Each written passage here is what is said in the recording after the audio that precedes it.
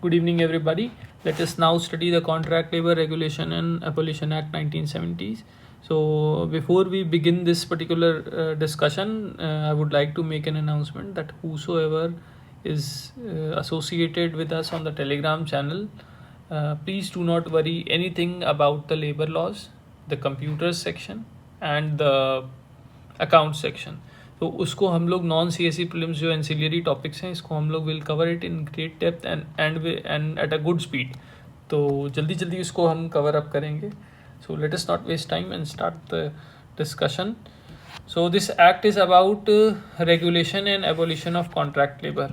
ठीक है, तो प्राइमरी इंटेंट ये है कि अबॉलिश कर देंगे कॉन्ट्रैक्ट लेबर को, बट जहाँ पे कॉन्ट्रैक्ट लेबर नेसेसरी इविल बन जाता है वहाँ पे we will have to regulate it strictly. अब जैसे रोड बनाने का कोई प्रोजेक्ट हुआ तो वहाँ पे तो it is not possible to employ regular workman और उनको सैलरी देते रहना.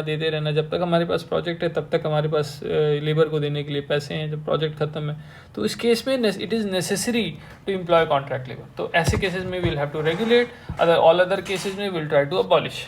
ये इंटेंट था, but I am sure the reality is quite different. And एक मिनट यार, ऐसे थोड़ा सा अच्छा दिखेगा.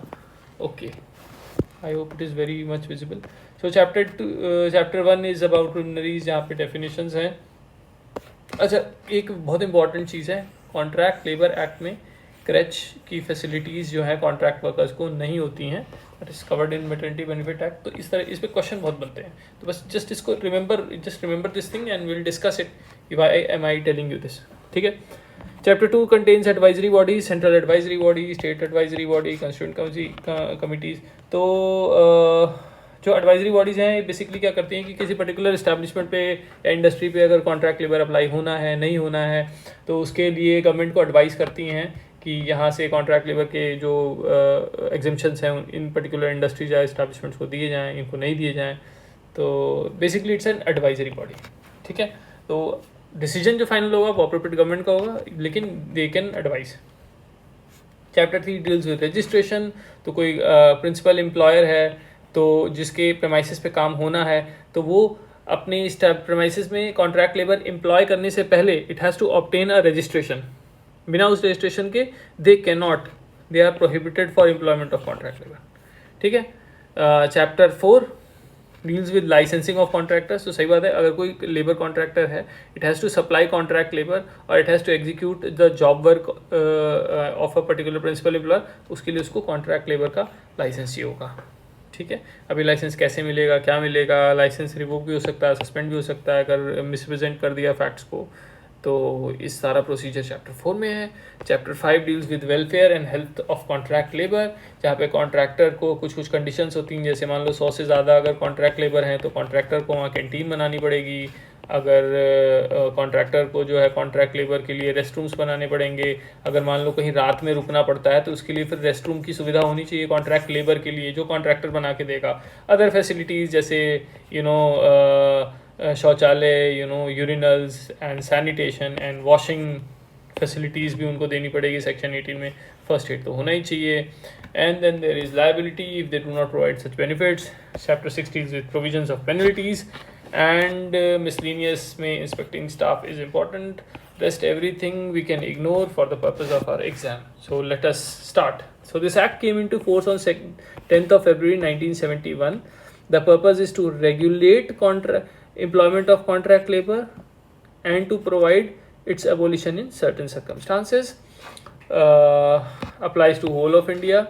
It applies to every establishment जहाँ पे 20 या more workmen are employed as contract labor in the preceding 12 months on any day. तो अगर पिछले एक साल में, पिछले 12 महीने में अगर एक भी दिन 20 या 20 से ज़्यादा आदमी एक पर्टिकुलर एस्टेब्लिशमेंट में कॉन्ट्रैक्ट लेबर के तौर पे काम कर लिया कि तो फिर वहाँ पे वो एक्ट एप्लीकेबल हो जाती है टू एवरी तो ये प्रिंसिपल एम्प्लॉयर के लिए क्लॉज है और ये कॉन्ट्रैक्टर के लिए क्लॉज है कि कोई भी कॉन्ट्रैक्टर जो पिछले 12 महीने में 20 से ज़्यादा अगर कॉन्ट्रैक्ट लेबर सप्लाई करता है या कहीं जॉब वर्क एग्जीक्यूट करता है प्रिंसिपल एम्प्लॉयर का जहाँ 20 या 20 से ज़्यादा एक दिन भी उसने कॉन्ट्रैक्ट लेबर लगा दिया अपना, तो फिर उसके ऊपर ये एक्ट लागू हो जाएगी। एक बार लागू हो गई तो आपकी कंपनी की जो एम्प्लॉयमेंट स्ट्रेंथ है वो कम भी हो जाए, मान लो एक भी आदमी रह जाए, बाद में आपने सारे निकाल दिए, तो भी आपके ऊपर वो एक्ट लागू होगी।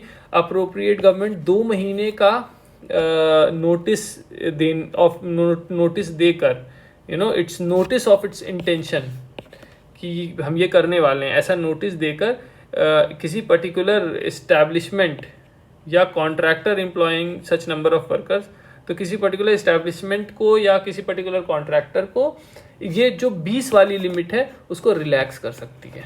दैट मीन्स 10, 5 जो भी कर सकती है, उसको 20 वाली लिमिट को रिलैक्स कर सकती है। Such number of workman less than 20 as may be specified in the notification. अब वो नोटिफिकेशन में जितना मेंशन कर सके, तो ये रिलैक्सेशन के लिए appropriate government will always have the power. It shall not apply to establishment where work is of intermittent और कैजुअल नेचर। तो भाई काम अगर इंटरमिटेंट या कैजुअल नेचर का है तो वहाँ पे कॉन्ट्रैक्ट लेबर एक्ट नहीं लागू होती है। जैसे मान लो कोई एग्रीकल्चर में है, बहुत ही ज़्यादा कैजुअल नेचर ऑफ वर्क है, तो वहाँ नहीं लागू होगी, ठीक है ना। Appropriate government after consultation with central board और state board as the case may be will decide, ठीक है, कि इंटरमिटेंट और कैजुअल की क्या डेफिनेशन होगी। क्या एक पर्टिकुलर सिनेरियो आ जाता है कि यहाँ लगेगा नहीं लगेगा, तो सेंट्रल बोर्ड या स्टेट बोर्ड के कंसल्टेशन के हिसाब से गवर्नमेंट उसको डिसाइड करेगी। लेकिन then there is also a benchmark, एक अर्थमेटिक बेंचमार्क भी दिया हुआ है कि for the purpose of this section work performed shall not be intermittent if it was performed for 120 days in the preceding 12 months।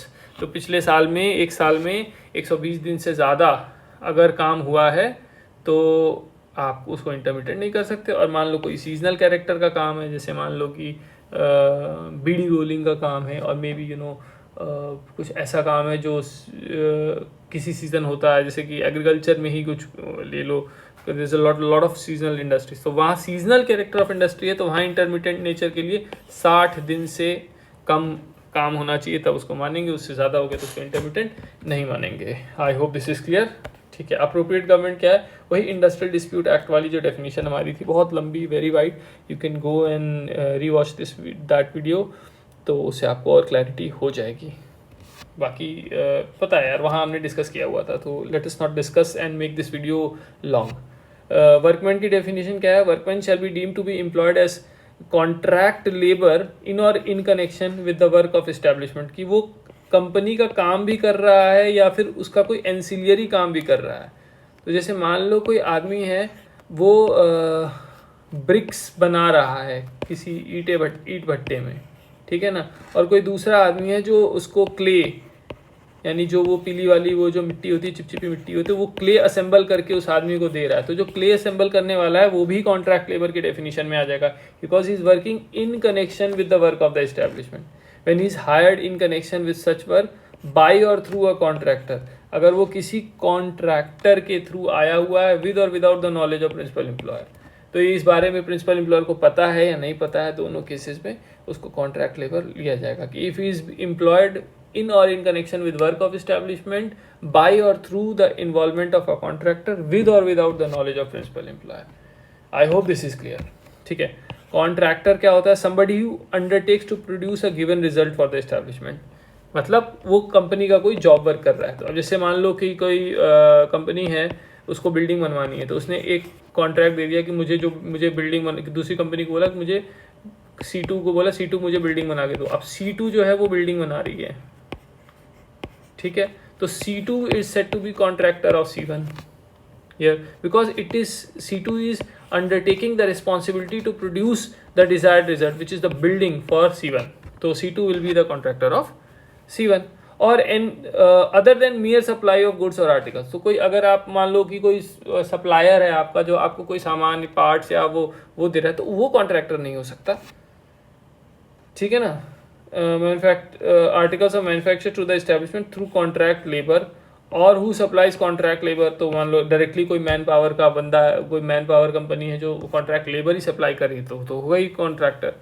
और contractor की definition में सब कॉन्ट्रैक्टर भी आता है। कंट्रोल इंडस्ट्री क्या होती है, वही आईडी एक्ट में हमने पढ़ा था, डिफेंस, एटॉमिक एनर्जी, इस तरह की कुछ होती हैं जो सेंट्रल एक्ट में कंट्रोल होती हैं, कंट्रोल इंडस्ट्री में आ जाती हैं। इस्टेब्लिशमेंट के लिए के डेफिनेशन में ऑफिस और अ डिपार्टमेंट ऑफ गवर्नमेंट और अ लोकल अथॉरिटी इस्टेब्लिशमेंट की डेफिनेशन में आता है, या industry, trade, business, manufacturing, occupation carried on, any place जहाँ पे ये चीज़ें हो रही हैं, industry, trade, business, manufacturing, occupation, ITBMO, industry, trade, business, manufacturing, occupation, ये चीज़ें कहीं हो रही हैं अगर ये 5 चीज़ें, तो फिर उसको भी एस्टेब्लिशमेंट माना जाएगा। प्रिंसिपल एम्प्लॉयर कौन होता है? मान लो कोई गवर्नमेंट डिपार्टमेंट है तो हेड ऑफ डिपार्टमेंट हो जाएगा, और अदर सच ऑफिसर और local authority as may be specified, तो लोकल अथॉरिटी का CEO भी ले सकते हो, ठीक है ना, तो वो वाली डेफिनेशन है। फैक्ट्री में ओनर और ऑक्यूपायर ऑफ द फैक्ट्री को हम लोग प्रिंसिपल एम्प्लॉयर मानेंगे, और somebody who is the manager of the factory under factories act, और अ पर्सन नेम्ड सो। तो कभी कभी क्या होता है कि आप किसी आदमी से मैनेजर का काम करवा रहे हो, डेफिनेशन में जॉब डिस्क्रिप्शन उसकी मैनेजर की, लेकिन उसको आपने कुछ और नाम दे दिया कि ये तो जी मैनेजर नहीं है, तो एग्जीक्यूटिव है। तो ऐसा नहीं है, उसका नेचर ऑफ वर्क भी देखेंगे as per the definition, legal definition, ठीक है ना। तो owner and occupier of factory भी प्रिंसिपल एम्प्लॉयर कहलाएंगे, और मैनेजर ऑफ द फैक्ट्री भी प्रिंसिपल एम्प्लॉयर करेगा। माइन के केस में ओनर और एजेंट ऑफ द माइन, और a person named so as the manager of the mine. Owner, agent, manager होते हैं माइंस में। एनी अदर एस्टेब्लिशमेंट में जिसके पास supervision and control of the affairs of organisation है, तो वो बंदा प्रिंसिपल एम्प्लॉयर हो जाएगा। वेजेस में पेमेंट ऑफ वेजेस की जो डेफिनेशन है वो लगेगी, ये हम बाद में टेकअप जब करेंगे पर स्पेसिफिक एक्ट तो आपको बता देंगे। वर्कमैन की डेफिनेशन बहुत ध्यान से सुनना। एनी पर्सन एम्प्लॉयड इन और in connection with the work of establishment for skilled, semi skilled, unskilled, manual, supervisory, technical, clerical. Skilled, semi skilled, unskilled, manual, supervisory, technical, clerical. Work और higher और reward, work for higher और reward, इस तरह का कोई काम करता है तो वो वर्कमैन की डेफिनेशन में आता है। लेकिन वर्कमैन की डेफिनेशन में क्या क्या नहीं आता है? जो मैनेजेरियल और एडमिनिस्ट्रेटिव कैपेसिटी में काम करता है, कोई सुपरवाइजरी कैपेसिटी में काम करता है, और 500 रुपीज़ पर मेम्सम का जो है से ज़्यादा कमाता है, 500 रुपीज़ पर मेम्सम से ज़्यादा इन सुपरवाइजरी कैपेसिटी, ठीक है। या फिर somebody who is working as an out worker. So out worker जो है बेसिकली क्या होता है कि जैसे कोई आदमी है वो पीस रेट पे, कभी कभी क्या होता था ना, इंडस्ट्रियल रेवोल्यूशन में आपने शायद पढ़ा होगा कि पुटिंग आउट सिस्टम हुआ करता था कि कोई मान लो क्लोथ मैन्युफैक्चरर है तो उसने कपड़ा दे दिया, कुछ लोगों को जा जाके गांव में डिस्ट्रीब्यूट कर दिया, और उन्होंने कहा कि आप इनसे जो है वो ड्रेसेस बना दो, तो जितने पीस आप ड्रेसेस बनाओगे पर पीस हम आपको 50 रुपये, 100 रुपये जो भी होगा उसको देंगे। तो इस केस में क्या, जो वर्कमैन है वो he is not working on the shop floor, जो फ्लोर ऑफ द इस्टेब्लिशमेंट है वहाँ काम नहीं कर रहा है, वो अपने घर में बैठ के कंपनी का ही काम कर रहा है। तो ऐसे केसेस में जो वर्कर है उसको हम आउट वर्कर कहते हैं। ये कॉन्ट्रैक्ट लेबर की डेफिनेशन में नहीं आते हैं, बस आपको इतना जानना है, ठीक है। एडवाइजरी बोर्ड क्या होते हैं? Central advisory board, central government जो है सेंट्रल एडवाइजरी CACLB बनाएगी, contract central advisory contract labour board बनाएगी, ठीक है ना, to advise for administration of this act and carry out other functions assign to it. तो एडमिनिस्ट्रेशन ऑफ दिस एक्ट और carry out such functions assign to it. अब इसका composition क्या होगा ये हम आपको इस यहाँ पे समझाएंगे अच्छे से। जो सेंट्रल एडवाइजरी बोर्ड होता है उसमें एक चेयरमैन होता है which is appointed by central government. CLC central, chief labour commissioner central जो होता है, he is the ex officio chair, he is the ex officio member, ठीक है। और फिर 11 से 17 मतलब मिनिमम 11 और maximum 17 members central government nominees होते हैं सेंट्रल एडवाइजरी बोर्ड में, जो कि कहाँ से आते हैं? रेलवे से, कोल से, माइन से, कॉन्ट्रैक्टर एस्टैब्लिशमेंट्स मतलब representative of contractor establishment, workman मतलब कोई ट्रेड यूनियन वगैरह से, एंड अदर मतलब जो सेंट्रल गवर्नमेंट को फिट लगे वहाँ से बुला सकते हैं। प्रोवाइडेड एक कंडीशन होती है कि जो 11 से 17 ये जो मेंबर हैं इसमें जो एम्प्लॉई के रिप्रेजेंटेटिव्स हैं, है ना, वो एम्प्लॉयर और कॉन्ट्रैक्टर इस्टेब्लिशमेंट्स के जो रिप्रेजेंटेटिव हैं हमेशा एम्प्लॉय के रिप्रेजेंटेटिव्स उनसे ज़्यादा या उनके बराबर होंगे। एम्प्लॉय रिप्रेजेंटेटिव्स को हैवी बिगर हैंड मिलता है इसमें। सिमिलर नेचर पे स्टेट एडवाइजरी बोर्ड बनता है जो जिसका चेयरमैन स्टेट गवर्नमेंट अपॉइंट करती है।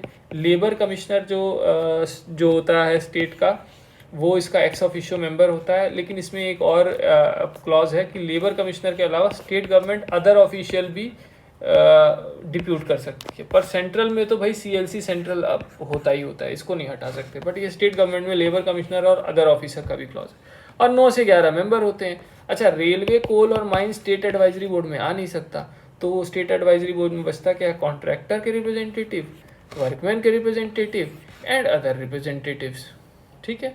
और स्टेट गवर्नमेंट नॉमिनी भी इसमें ये यही होते हैं, कॉन्ट्रैक्टर, वर्कमैन, अदर। और इसमें भी सेम क्लॉज लगता है कि जो एम्प्लॉय के रिप्रेजेंटेटिव्स होते हैं वो हमेशा एम्प्लॉय के रिप्रेजेंटेटिव से ज़्यादा होते हैं। बस दैट्स इट, और इसमें कुछ नहीं है। पावर्स टू कंस्टिट्यूट कमिटी क्या होता है?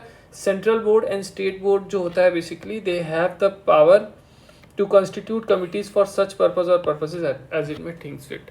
तो कभी कभी कोई नया इशू अराइज हो गया या फिर कोई नई क्लास ऑफ इंडस्ट्री आ गई कि गिग वर्कर हो गया जी, गिग वर्कर, इसमें कॉन्ट्रैक्ट लेबर एक्ट लगेगा कि नहीं लगेगा, कंडीशंस को डिसाइड करना है तो एक कमेटी बना दो, कमेटी अपना डिसीजन दे देगी, दैट्स इट। ये मतलब रेगुलर ये है, they have a power under section 5, इसमें कुछ ज़्यादा है नहीं। Committee shall meet at such times and places and observe such procedure at may prescribe. तो जब एज प्रिस्क्राइब्ड ये वर्ड आ जाता है, इसका मतलब जो कमिटी के जो टर्म ऑफ रेफरेंसेज होंगे, जो उसका मीटिंग का टाइम होगा, ये सारा गवर्नमेंट नोटिफिकेशन द्वारा प्रिस्क्राइब करेगी। इस प्रिस्क्राइब नोटिफिकेशन से हमारा कोई लेना देना नहीं है, ये कम से कम एक महीने में 1000 निकलती होंगी, ठीक है। Members of the committee shall be paid such fees and allowances for attending these meetings, उनका खर्चा वर्चा जो होगा वो भी नोटिफाइड रेट से होगा, ठीक है। प्रोवाइडेड, इसमें एक क्लॉज है, somebody who is an officer of the government और एनी कॉर्पोरेशन, तो उसको पैसा क्यों मिलेगा भाई, उसको तो सैलरी मिल रही है, तो उसको ये ऊपर वाला फीस और अलाउंस नहीं मिलेगा, ठीक है। जैसे CLC सेंट्रल आया, उसने कहा भाई मुझे भी चाहिए मीटिंग का अलाउंस, आपको क्यों मिलेगा, आप तो ऑलरेडी सैलरी ड्रॉ कर रहे हो, ठीक है, सिंपल। अब आ जाते हैं चैप्टर 3 में, registration of establishment employing contract labour. तो रजिस्ट्रेशन किसके लिए होता है? बेसिकली प्रिंसिपल एम्प्लॉयर के लिए होता है, जो अपने प्रेमाइसेस पे, सॉरी ये क्या हो गया, ओ यार, ये ठीक है। तो रजिस्ट्रेशन क्या होता है? प्रिंसिपल एम्प्लॉयर के लिए होता है, जो कि अपने प्रेमाइसेस पे कॉन्ट्रैक्ट लेबर को नौकरी दे रहा है, ठीक है। और लाइसेंसिंग किसके लिए होती है? वो कॉन्ट्रैक्टर के लिए होती है, जो कॉन्ट्रैक्ट लेबर सप्लाई कर रहा है या प्रिंसिपल एम्प्लॉयर का जॉब वर्क एग्जीक्यूट कर रहा है, ठीक है। तो appointment of registering officer appropriate government करेगी, गजेटेड ऑफिसर्स होंगे ये, और इनकी जो जोग्राफिकल लिमिट है वो भी अप्रोप्रिएट गवर्नमेंट डिसाइड करेगी। सेंट्रल का होगा तो सेंट्रल गवर्नमेंट, स्टेट का होगा तो स्टेट गवर्नमेंट। फिर registration of certain establishment, registration मतलब किसका होता है यहाँ पे? प्रिंसिपल एम्प्लॉयर का होता है, ठीक है। तो रजिस्ट्रेशन कब होगा? इन प्रिस्क्राइब टाइम होगा।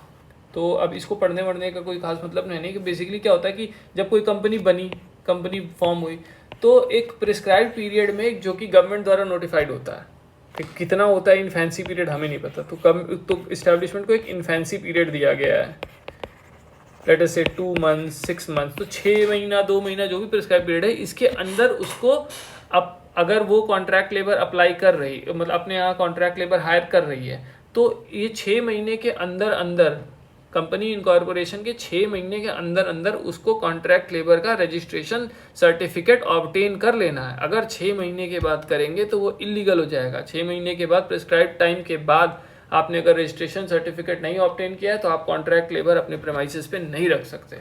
वही सारी चीज़ इसमें लिखी हुई है कि every employer to which this act applies, 20 से ज़्यादा होना चाहिए, तो within such period as prescribe by appropriate government by notification, तो जनरली या स्पेसिफिकली फिक्स करती हैं नोटिफिकेशन द्वारा। Any class make an application to the registering officer in prescribe format for registration of establishment. Prescribe format में आप registration के लिए आप एप्लीकेशन डालो, provided that the registering officer में एंटरटेन सच एप्लीकेशन। अब रजिस्टरिंग ऑफिसर बेसिकली अगर आप 6 महीने 7 महीने का क्लॉज आप you are breaching the time limit, तो registering officer can waive this off and also consider your application, provided he has a reason to believe that you were prevented by sufficient cause to make such application, कि आप किन्हीं कारणों से ये application time limit में नहीं कर पाए, तो उसके पास बेसिकली एक रीजनड एक्सप्लेनेशन होना चाहिए। तो if everything is complete in all aspect, then you have your basically the registering officer shall register the establishment and issue to the principal employer एक सर्टिफिकेट ऑफ रजिस्ट्रेशन, जिसमें आपके particulars होंगे कि भी लीजिए आप। रिवोकेशन कब होगा? जब आपने मिस रिप्रेजेंटेशन या सप्रेशन ऑफ मटेरियल फैक्ट से ऑब्टेन कर लिया है और बाद में पता चल जाता है, तो आपका जो बेसिकली लाइसेंस है it is rendered useless and ineffective and requires to be revoked. तो रजिस्टरिंग ऑफिसर, क्योंकि भाई आपने मटेरियल फैक्ट सप्रेस किया था, तो it is not effective, it is useless, तो फिर आपका लाइसेंस रिवोक कर दिया जाएगा। लाइसेंस रिवोक करने से पहले आपको एक अपॉर्चुनिटी दी जाएगी, अपॉर्चुनिटी ऑफ बीइंग हर्ड, आपके साथ नेचुरल जस्टिस किया जाएगा, ठीक है ना। And with previous approval of appropriate government revoke the registration. और उसके बाद से सारी अपनी फाइंडिंग्स बना के जो रजिस्ट्रिंग ऑफिसर है वो अप्रोप्रिएट गवर्नमेंट को भेजेगा प्रपोजल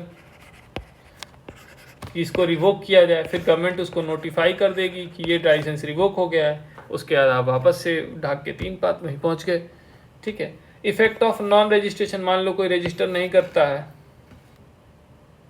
सेक्शन 7 में with in the fixed time prescribe for this purpose, तो उस अगर आप प्रिंसिपल एम्प्लॉयर हैं और आपके ऊपर एक्ट अप्लाई होती है और आपने फिक्स्ड टाइम पीरियड के अंदर रजिस्ट्रेशन नहीं ऑब्टेन किया है तो आप कॉन्ट्रैक्ट लेबर नहीं रख सकते, ठीक है।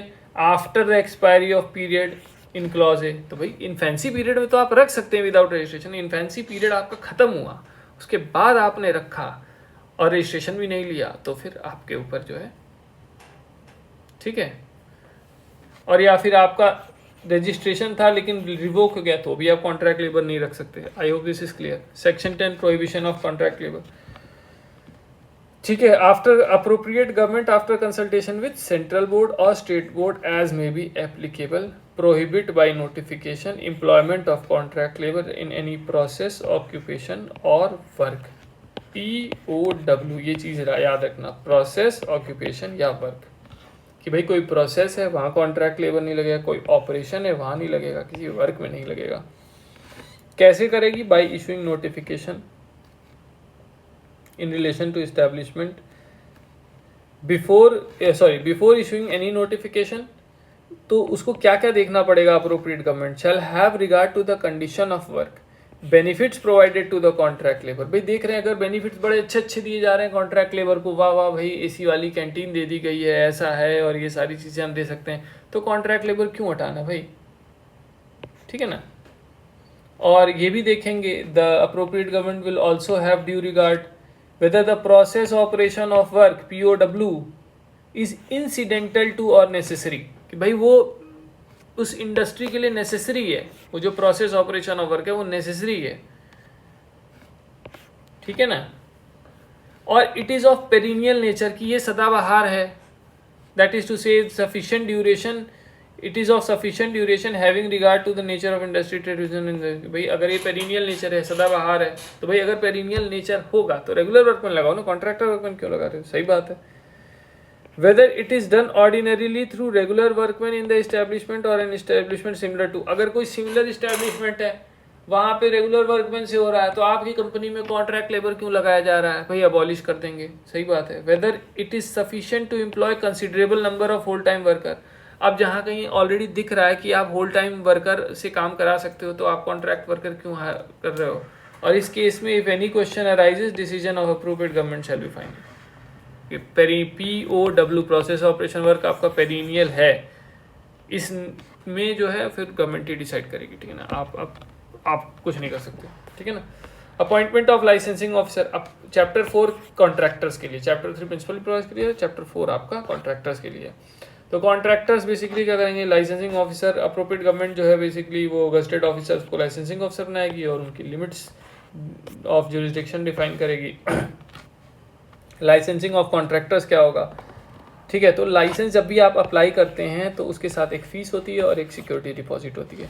फ़ीस क्या होती है? जो शुल्क होता है उसका, कि भाई आपने अप्लाई किया, और सिक्योरिटी डिपॉजिट क्या होती है? ये एक तरह का क्या कहते हैं कि सिक्योरिटी होती है ना, कि आपने अगर मान लो लाइसेंस के टर्म्स को वायलेट किया तो आपकी सिक्योरिटी फॉरफिट हो जाएगी, सिंपल एज दैट, ठीक है। तो with effect from such date as appropriate government by notification appoint that no contractor to whom this act applies shall undertake or execute any work through contract labor except under or in accordance with the license issued on behalf by the licensing officer। तो भाई कोई भी contractor अपने licence, given licence के against नहीं जाएगा, ठीक है ना, और उसको लाइसेंस ऑब्टेन करना पड़ेगा। और लाइसेंस ऑब्टेन करने के बाद भी अगर मान लो आपको 100 कॉन्ट्रैक्ट लेबर सप्लाई करने का लाइसेंस मिला है तो आप 150 नहीं कर सकते, आप 100 ही कर सकते हो, ठीक है। उस लाइसेंस पे ये भी मेंशन होगा कि उनसे आप किस तरह का वर्क करा सकते हो, ठीक है। तो ऐसा नहीं है कि आपको जो है वो मैन्युफैक्चरिंग के लिए मिला है और आप वहाँ पे डेटा साइंस करवा रहे हो अपने कॉन्ट्रैक्ट लेबर से, ठीक है। तो कंडीशंस भी लाइसेंस पे मेंशन होती हैं। Subject to the provisions of this act, a license under this subsection may contain such conditions. वही बात है, conditions as to hour of work, fixation of wages, essential amenities in respect of contract labor कि उसको क्या क्या बना के दे रहे हो, कैंटीन दे रहे हो कि नहीं दे रहे हो, टॉयलेट्स हैं कि नहीं है, ये सारी चीज़ें आपको लिखनी पड़ेंगी। वो लाइसेंस में प्रोवाइडेड है कि भाई आपको क्या क्या देना पड़ेगा। तो ये ठीक है। और आपको सिक्योरिटी डिपॉजिट देनी पड़ेगी, ठीक है। सिक्योरिटी डिपॉजिट के लिए फॉर ड्यू परफॉर्मेंस, ताकि आप कायदे से कंडीशंस ऑफ लाइसेंस को परफॉर्म कर सको, नहीं करोगे तो सिक्योरिटी गई। ग्रांट ऑफ लाइसेंस क्या होगा? Every application for grant of licence अगर प्रिस्क्राइब फॉर्मेट में है तो shall contain particulars regarding location of establishment. Location of establishment है कॉन्ट्रैक्टर का नहीं, जहाँ पे आप वो जॉब वर्क कर रहे हो प्रिंसिपल एम्प्लॉयर का, या प्रिंसिपल एम्प्लॉयर जिसको आप दे रहे हो उसका एड्रेस आप दोगे, लोकेशन दोगे। Nature of process operation of work, तो पीओडब्ल्यू का नेचर आपको बताना पड़ेगा, क्योंकि भाई अगर आप ये दोगे तो लाइसेंसिंग ऑफिसर चेक करेगा ना लिस्ट में कि क्या इसमें कॉन्ट्रैक्ट लेबर पीओडब्ल्यू में, इस एग्जिस्टिंग पीओडब्ल्यू में प्रोसेस ऑपरेशन वर्क में प्रोहिबिटेड है या अलाउड है। तो इसलिए आपको ये चीज़ें तो देनी ही पड़ेगी। Process operation work to which the contract labour is employed. Licensing officer फिर इन्वेस्टिगेशन करेगा, तो उस इन्वेस्टिगेशन का प्रोसीजर क्या होगा ये भी गवर्नमेंट, अप्रोप्रिएट गवर्नमेंट नोटिफाई करेगी, प्रिस्क्राइब प्रोसीजर, ठीक है ना। License granted is valid for a period, जो लाइसेंस होता है वो 1 साल 2 साल 3 साल 5 साल का एक लाइसेंस होता है। उसके बियॉन्ड अगर आप काम करते हो तो you will have to renew the license, और फीस भी देनी पड़ेगी रिन्यूअल की। Section 14 revocation, suspension and amendment. तो लाइसेंसिंग ऑफिसर को अगर लगता है इधर on a reference made to him कोई कंप्लेंट आती है और by him on his behalf suo motu कोई एक्शन होता है, या अदरवाइज कोई तीसरा तरीका है, मान लो गवर्नमेंट से डायरेक्शन आ जाए, ठीक है ना। तो उस केसेस में कि license granted under section 24 is obtain 12 section 12 is obtain by misrepresentation और सप्रेशन ऑफ मटेरियल फैक्ट, कि भाई तो झूठ फरेब करके हमसे लाइसेंस लिया गया है, या holder of the license without reasonable cause failed to comply with the conditions subject to which the license was granted or has contravened any provision, या तो उसने इस एक्ट का उल्लंघन कर दिया या लाइसेंस के टर्म्स ऑफ कंडीशंस का उल्लंघन कर दिया, तो फिर उसका जो लाइसेंस है वो सस्पेंड, रिवोक या अमेंड हो सकता है without prejudice to any other penalty. साथ ही साथ पेनल्टी भी लगेगी अलग से, जो इस एक्ट में हम आगे पढ़ेंगे। May be liable under the act the licensing officer after giving the holder, लेकिन भाई बात है कि उसका कैंसिलेशन, रिवोकेशन, सस्पेंशन करने से पहले उसको एक बारी अपॉर्चुनिटी ऑफ बीइंग हर्ड या showing cause, show cause notice का रिप्लाई करने को दिया जाएगा। This is natural justice. तो नेचुरल जस्टिस किया जाएगा। तो रिवोक, सस्पेंड और फोरफिट। तो रिवोक मतलब रिवोक कर लिया कि वापस ले लिया आपसे पावर। सस्पेंड मतलब 2 महीना 3 महीना 4 महीना आप कॉन्ट्रैक्ट लेबर सप्लाई नहीं कर पाओगे। अमेंड मतलब अब पहले आपको 150 का लाइसेंस था, अब आपको 50 का लाइसेंस कर दिया, तो आपकी जो कंडीशंस ऑफ लाइसेंस है उसको अमेंड कर दिया गया, ठीक है। Subject to any rules as may be licensing officer में वेरी और अमेंड, तो वही चीज़ है। अपील क्या है? 30 दिन के अंदर अंदर आपको अपीलेट ऑफिसर के पास, 30 दिन कब से? जब वो ऑर्डर आप ऑफ रिवोकेशन, सस्पेंशन या अमेंडमेंट आपको डिलीवर हो गया, कम्युनिकेट हो गया, मतलब आपको डाक से आया, आपने लिफाफा खोला, दिखा रहे तो रिवोकेशन का ऑर्डर, तो उस डेट से 30 दिन के अंदर अंदर आपके पास अपील करने की फैसिलिटी है। किसको करेंगे? अपीलेट ऑफिसर को करेंगे। Appellate officer will dispose your appeal as soon as possible expeditiously. तो यहाँ टाइमलाइन नहीं दी हुई है। वो एक्सपेडिशियसली का मतलब 1 साल भी हो सकता है, 10 साल भी हो सकता है, 1 महीना भी हो सकता है। ये याद रखना, ये कैच पॉइंट्स हैं, ये कुछ इस पे क्वेश्चंस बनते हैं इन सब चीज़ों पे, ठीक है। Chapter 5 welfare and health of contract labour क्या है? तो वही बात है, जहाँ 100 से ज़्यादा कॉन्ट्रैक्ट वर्कर्स काम कर रहे हैं वहाँ कॉन्ट्रैक्टर को क्या बनानी पड़ेगी? कैंटीन बना के देनी पड़ेगी, जिसमें वो बढ़िया शुद्ध खाना खा सकें। और कैंटीन एक या एक से ज़्यादा भी हो सकती है। मेंटेन कौन करेगा? कॉन्ट्रैक्टर करेगा। खाना कौन खाएगा? इसमें कॉन्ट्रैक्ट लेबर, रेगुलर वाले नहीं खाएंगे। कॉन्ट्रैक्टर की कैंटीन है तो कॉन्ट्रैक्ट लेबर खाएंगे। Without prejudice to the generality, such rules में जो रूल्स हैं कैंटीन के, उसमें ये भी होगा कि किस डेट से कैंटीन शुरू होगी, कितनी कैंटीन है, किस तरह का खाना मिलेगा, कंस्ट्रक्शन किस तरह का होगा, फर्नीचर कैसा लगेगा, इक्विपमेंट क्या होगा, सारी चीज़ें आपको बतानी पड़ेंगी। फूड स्टफ्स विच में बी सर्व्ड, उनके दाम क्या होंगे कॉन्ट्रैक्टर की कैंटीन में, ये सारी चीज़ें, चार्जेस भी आपको बताने होंगे कितना लगेगा, ठीक है ना। रेस्ट रूम क्या है, जहाँ पे halting at night is required for contract worker, तो कॉन्ट्रैक्टर वहाँ पे एक रेस्ट रूम बना के देगा जहाँ पे रात को वो लोग सो सके, रैन बसेरा काइंड ऑफ, ठीक है ना। रेस्ट रूम्स कैसे होने चाहिए, सफिशिएंटली लाइटेड, रोशनी होनी चाहिए, हवा होनी चाहिए, क्लीन एंड कंफर्टेबल कंडीशन होनी चाहिए। अदर फैसिलिटीज़ में wholesome drinking water to contract labour, पीने का पानी होना चाहिए, लेट्रीन्स एंड यूरिनल्स होना चाहिए, और ये जो लेट्रीन्स एंड यूरिनल्स हैं convenient and accessible to the contract labour, ये नहीं कि 2 किलोमीटर दूर जाके बना दिया आपने शौचालय, ऐसे थोड़ी होता है। वॉशिंग फैसिलिटीज़, नहाने के लिए स्नान घर होने चाहिए सेक्शन 18 के अनुसार। सेक्शन 19 कहता है कि भाई ऑल वर्किंग आवर्स में आपको एक फर्स्ट एड बॉक्स रखना है। इक्विपमेंट फर्स्ट एड बॉक्स में क्या होना चाहिए, ये भी प्रिस्क्राइब कंटेंट होगा, नोटिफिकेशन में मिल जाएगा, कहीं ना कहीं रूल बनता है इसका। लायबिलिटी ऑफ प्रिंसिपल एम्प्लॉय, मान लो ये सेक्शन 16, 17, 18, 19, 16 में कैंटीन, 17 में रेस्ट रूम, 18 में आपका अदर फैसिलिटी लेट्रीन यूरिनल्स, और 19 में आपका फर्स्ट एड। तो ये सारी चीज़ें अगर आपको कॉन्ट्रैक्टर नहीं देता है, प्रिंसिपल एम्प्लॉयर बना के देगा, और जो भी एक्सपेंसेस इनकर्ड होंगे वो कॉन्ट्रैक्टर से रिकवर कर लेगा। Section 20 is very clear.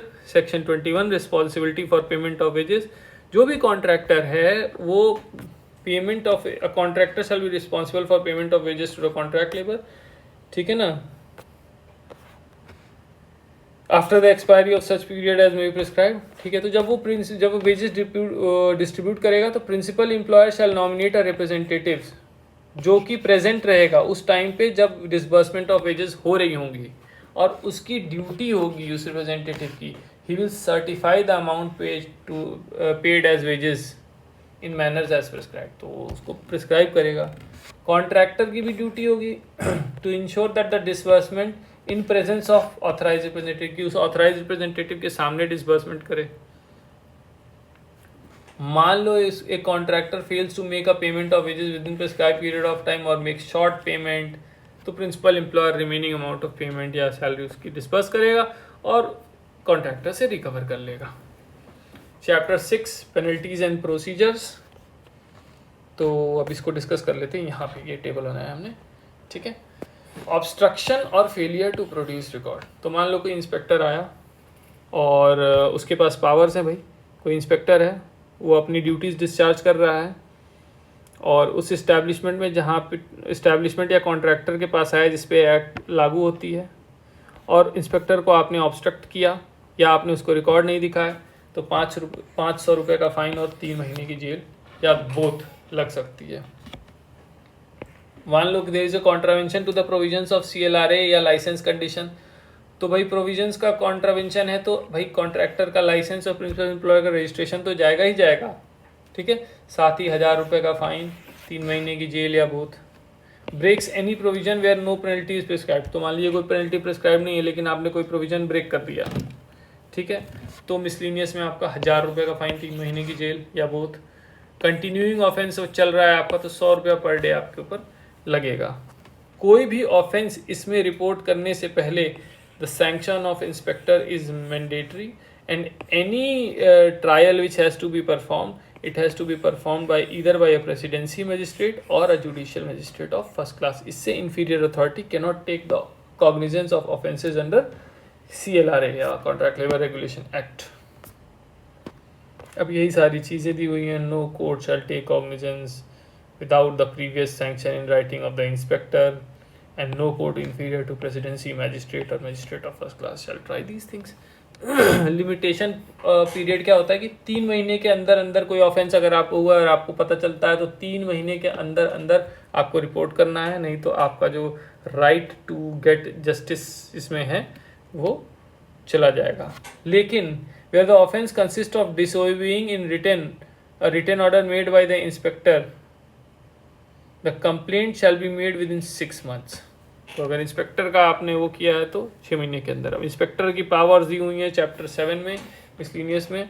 Inspector कैसे डिप्यूट होते हैं, ऑफिशियल गजट में इंस्पेक्टर्स नोटिफाइड वो होते हैं, गजेटेड ऑफिसर होते हैं। इनके पास पावर होती है to enter at reasonable hours, तो कंपनी में जा सकते हैं रीजनेबल आवर में, ये नहीं कि रात को 12 बजे चले गए। एग्जामिन एनी पर्सन, तो वहाँ कोई आदमी इनको आपको दिखा, आपको लगता है कंपनी का एम्प्लॉय है, तो आपको उस प्रेमाइसिस पे जो भी आदमी लिखा हुआ होगा एम्प्लॉय, वो अपने आप को एम्प्लॉय आइडेंटिफाई कराता है या नहीं कराता है, आप उसको बुला के एग्जामिन कर सकते हैं ऑन ओथ, उससे पूछ सकते हैं भाई तुम बताओ तुम क्या कर रहे हो, तुम इस कंपनी के वो हो कि नहीं, इससे बयान ले सकते हैं। Require any person giving out work and any workman to give information, आप जानकारी ले सकते हैं, विटनेस बना सकते हैं बेसिकली किसी को। Exercise other such powers, search and seizure कर सकते हैं सीआरपीसी के हिसाब से। Person any person required to produce document is legally bound to do so under section 175 176 of IPC. Register record maintain करने पड़ेंगे principal employer as well as contractor को regarding particulars, क्या काम आप करा रहे हो, particulars of contract labour, employed, अच्छा कौन कौन एम्प्लॉयड है, नेचर ऑफ वर्क, क्या काम करा रहे हो, रेट ऑफ वेजेस, क्या तनख्वाह दे रहे हो, एंड अदर पर्टिकुलर्स, ये सारी चीज़ें होंगी। ये नोटिस भी इनको एग्जिबिट करने पड़ेंगे, कॉन्ट्रैक्ट लेबर के वर्किंग आवर्स क्या हैं, ये हैं वो हैं, बाकी सारी चीज़ें हो गई मेरे ख्याल में। हाँ, all other things are not relevant for your examination. So with this we come to the end of this video and this act. I hope you will enjoy this content and keep studying hard. All the best for